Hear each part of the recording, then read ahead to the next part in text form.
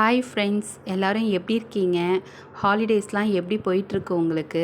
கண்டிப்பாக மல்டி டாஸ்கிங்காக தான் போயிட்டுருக்கோன்னு நினைக்கிறேன். ஏன்னா குழந்தைங்க பண்ணுற அட்டகாசம் ஒரு பக்கம் சமைக்கணும், ஒரு பக்கம் மற்ற வேலைங்கள்லாம் பார்க்கணும். இதெல்லாம் ஒரு பக்கம் போயிட்டுருக்கு. அதனால் கண்டிப்பாக மல்டி டாஸ்கிங்காக தான் போகுது. உங்களுக்கு எப்படி ஹாலிடேஸ் போயிட்டுருக்குன்றத கண்டிப்பாக எனக்கு கமெண்ட் பண்ணுங்கள். இப்போ லஞ்ச் ரெசிபி தான் பார்க்க போகிறோம். நெய்ச்சோறு கறி சால்னா தான் செய்யலான்ட்டு இருக்கேன். ஃபஸ்ட்டு கறி சால்னா எப்படி வைக்கிறதுன்னு பார்த்துலாம். இது ரொம்ப சிம்பிளாக தான் இருக்கும். ஃபஸ்ட்டு 2 பெரிய வெங்காயம், 2 பெரிய தக்காளி, சோம்பு, மிளகு, சீரகம், அப்புறம் 10 முந்திரி, அது மசாலா அரைச்சிக்கோங்க மிக்சியில். அதுக்கப்புறம் குக்கரில் எண்ணெய் ஊற்றி பட்டை, லவங்கம், ஏலக்காய் இதை போட்டுட்டு சோம்பு ஆட் பண்ணிக்கோங்க.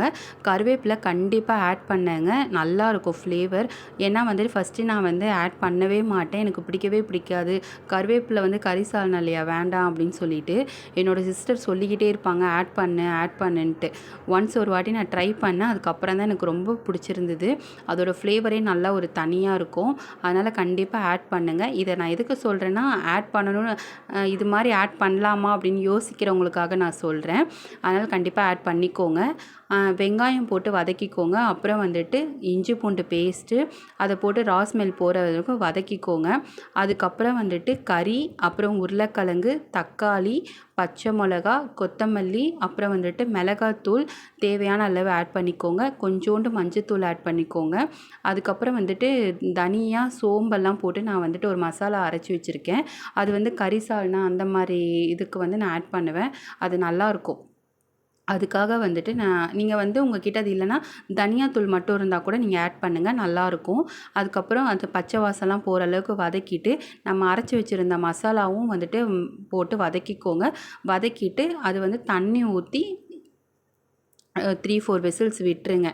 அது நல்லா இதுவாக இருக்கும்.